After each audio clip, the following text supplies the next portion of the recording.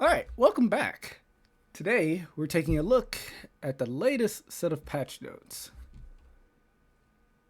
We got 25.05, the fifth patch for League of Legends, Teamfight Tactics 13.7. So, as per usual, we're going to start with League of Legends. Yeah, this game is not really on fire anymore. People still have their gripes and complaints, but we seem to be on the right track. So hopefully things stay that way and we don't end up boycotting the game again. Alright, so this is the first patch of Act 2.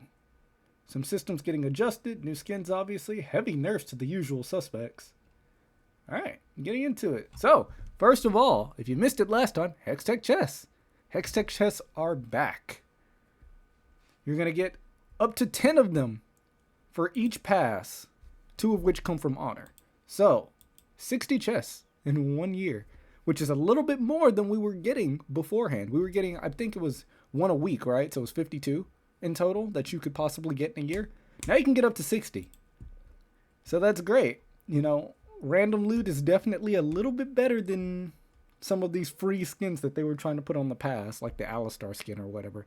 Not everyone wants that, and even those who did complained it was really low quality. So, Hextech chests are back, along with a number of other things, like the Blue Essence shop, a little bit of Mythic Essence.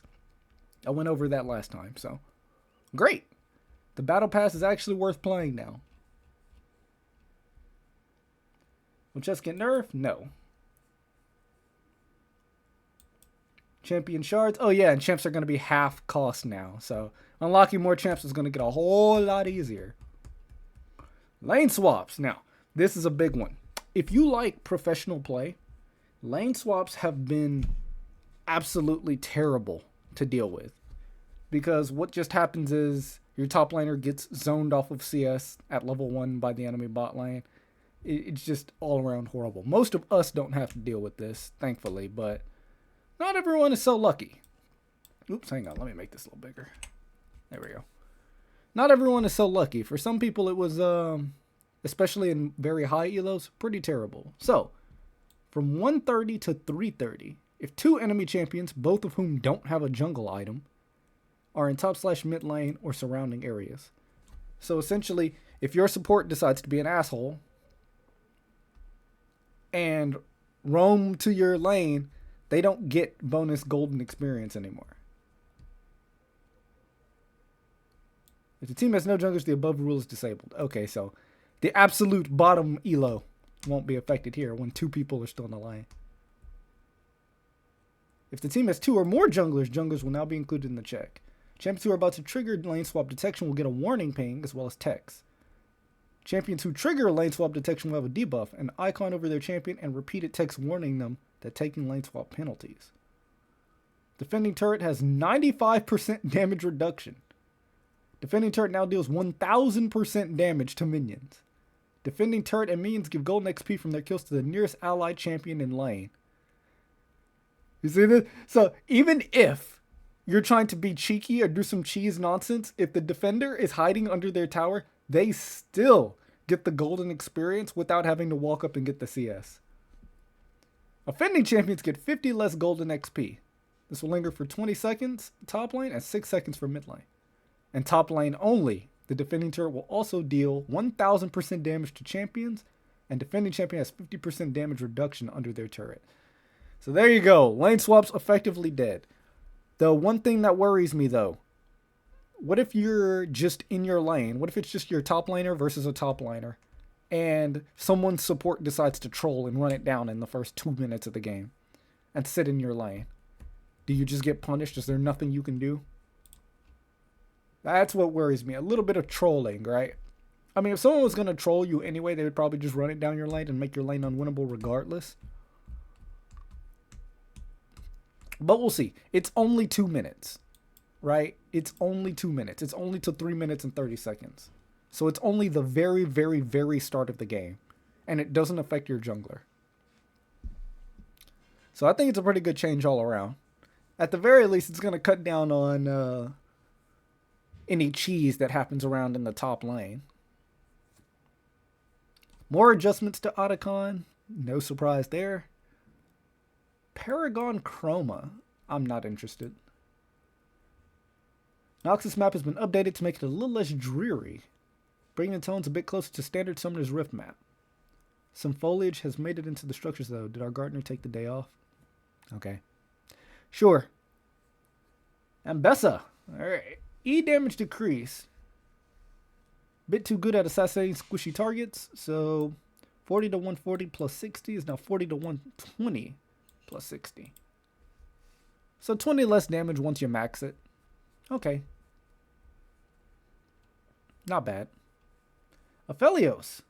Attack speed ratio increased from 0.64 to 0.658.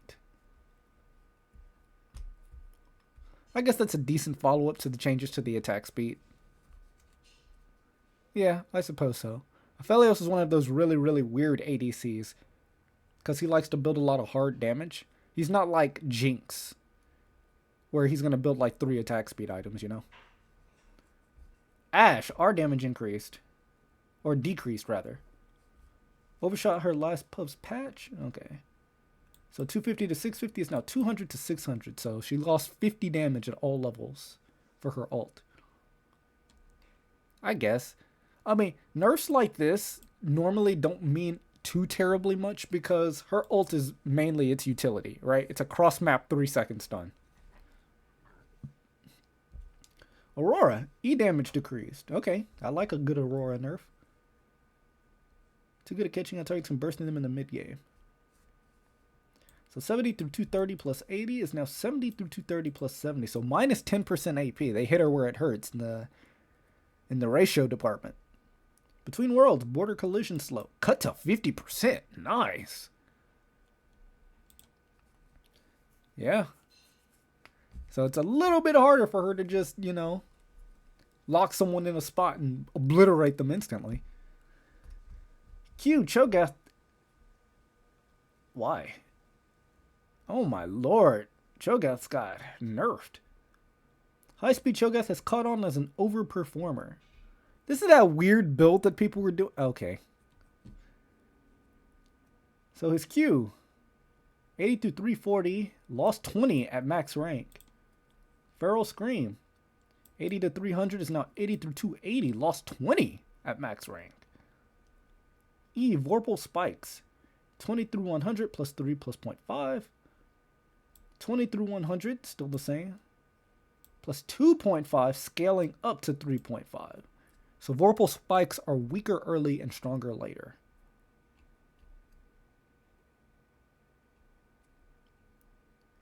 Alright, wow.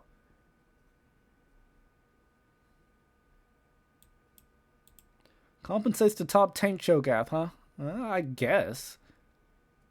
I guess so. There are matchups for tank Cho'Gath where you would max the E first. So it's not the end of the world. It's not the worst, but Cho'Gath nerfs in 2025. Jeez.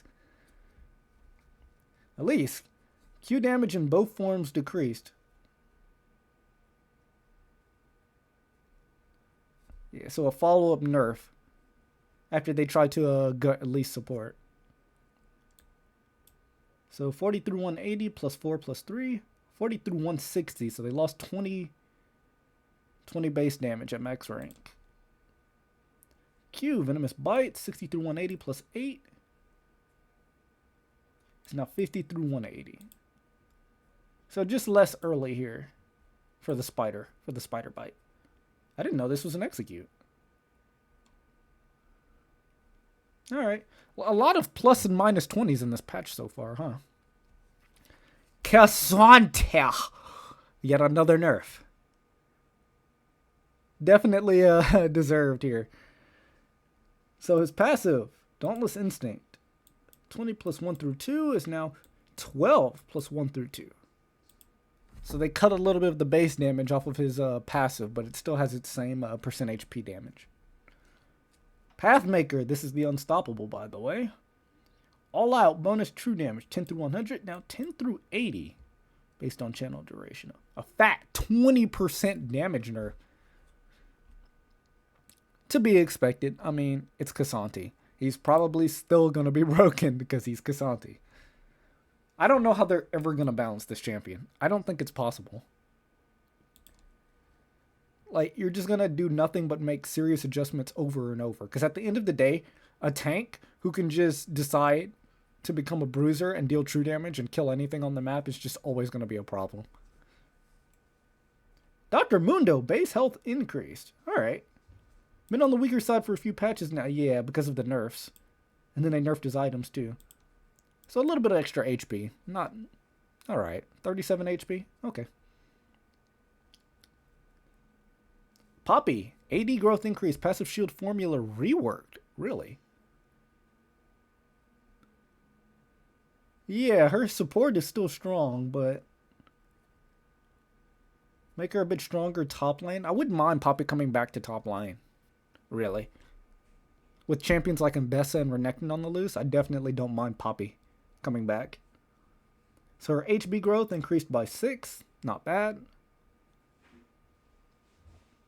It's quick math. 6 times 18. Yeah.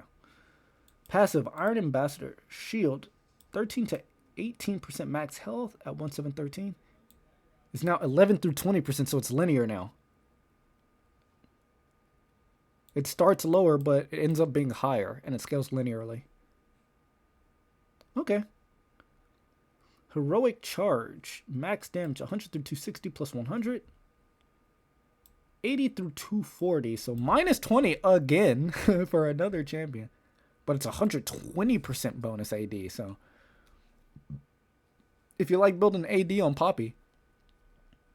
So it's like weaker if you're like one of those people who love to go... If you're like a support Poppy player and you like to build Deadman's Plate first item, it's going to be weaker overall. But if you're like a top laner and you like to build like Sundered Sky first item on Poppy, this is actually a buff. Seraphine, Q maximum damage increase. Seraphine is performing a bit worse than typical mage supports and even underperforming by bot lane mage standards. You remember when they designed this champion to be a mid laner and it just never happened? Delivering a small boost to our most common skill order, which is maxing Q. Making it a stronger option so she can double cast more often. Maximum champion bonus damage 75%. Okay, whatever.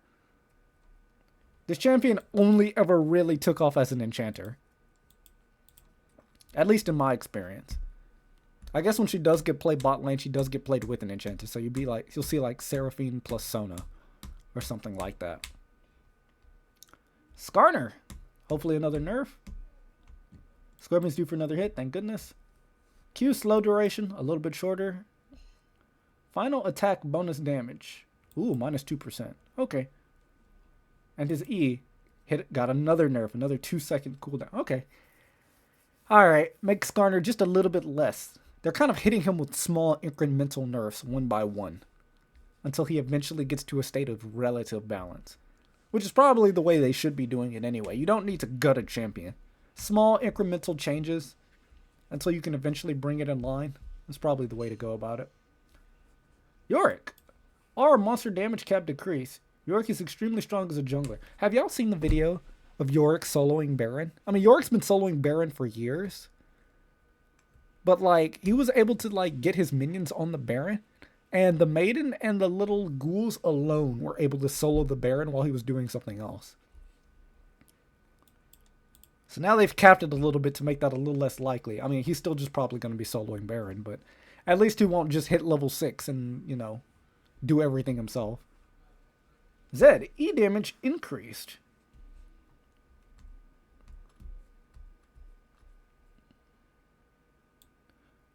So 65 through 165 plus 65 is now 70 through 170 plus 80. That's pretty good. It's his weakest ability.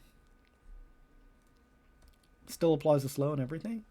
Alright, into items. Staff of Flowing Water. Rapid AP buff duration up 2 seconds. Support that heal and shield buffs last long enough so that they can be strong on any supports, not just the ones with short cooldowns like Sona. So they bring it in line with Ardent Censer. I don't like it. I hate it. I hate it when Enchanter supports are meta. So, we'll see. Yuntal Wild Arrows. Practice makes lethal. 0.2% is now 0.4. Oh, so they actually made Yuntal Wild Arrows a bit better for melee. Does this... How many melees does this affect? Bel'Veth? It's the only one I can think of. I don't think Tryndamere is going to build anything like that. I don't see Yasuo building that. Alright, Axiom Arcanus. A little too strong and players picked up on this. Single target ultimate power down 2%. AoE ultimate power down 1%. Alright, it got a tap. A little tap on the shoulder. I just saw a video on Reddit last night of like a Darius doing like 1600 true damage with Axiom Arcanus and 2 items. It's still going to be really, really good. It's still going to be really, really good. But it deserved that tap for sure. Unflinching. 2 to 10 is now 6 to 12. Wow. That base is much higher. 6 to 12. Okay. I still think it's terrible. But not bad. 6 cents. Cooldown 270 to 350. Just 250 across the board. I mean, I don't know. I don't think 6 cents is terrible, but it doesn't seem worth it compared to, you know, literally just buying Umbral. Because any champs that care about it are just going to buy Umbral. There's no real point in 6 cents. With that being said, though, Domination as a tree is kind of funky right now. Aram changes, don't really care too much. Swift play, no, don't really care too much. Arena, okay. So that's extra items plus the mythic shop. Fine. I mean, I'm not really too into all that. I just wanted to see the rift changes. Bug fixes, and here are the new skins coming with the pass. So Alistar is dead. Thankfully. The Alistar skin was just a chroma. But now I think we're getting the Scion skin for free. And everything else is paid for. So not bad. Let's take a look at TFT.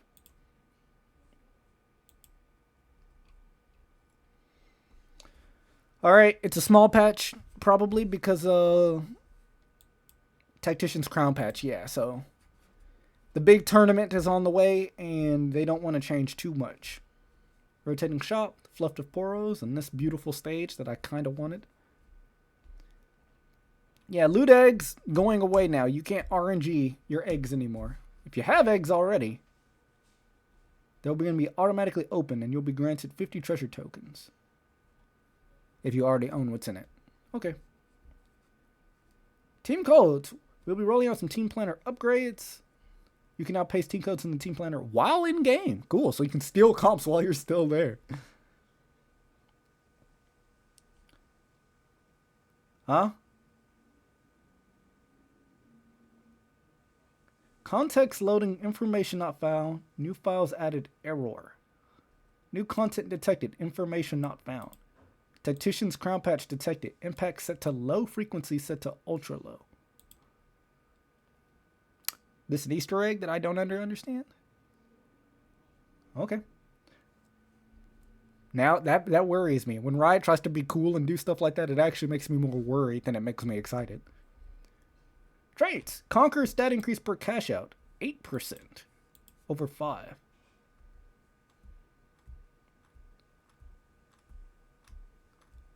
Okay. So this now increases how much stronger your board gets per cash out. Because as it stands, Conquer, you kind of just swap off of it at some point, because late game it's just not good at all. It takes too long to get to 6 Conquer. Unless you have a crest.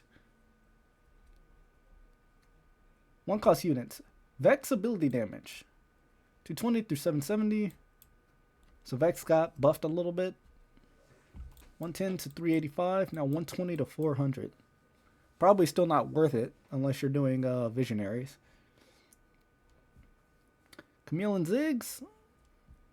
Camille got her AD increased a little bit because she's been left out to dry after all of the nerfs to Ambusher and everything. Some Ziggs buffs though, that's nice to see.